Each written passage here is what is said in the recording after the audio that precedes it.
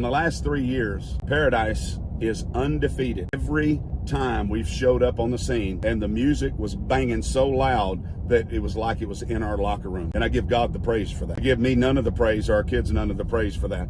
But we use those things to minister to our kids and say, that's external motivation that will fail you. You're going to need something deeper. You're going to need someone that's greater than that. And if that is where your dependency and your trust are, you will lose, whether you win on the scoreboard or not. But fortunately, we have won every game that has happened.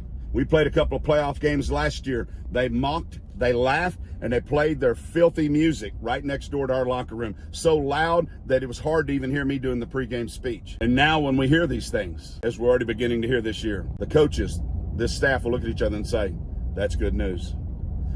Now let me correct that. It's not good news for them and their souls, but it's good news as far as the earthly scoreboard for us. It has proven that over and over and over again.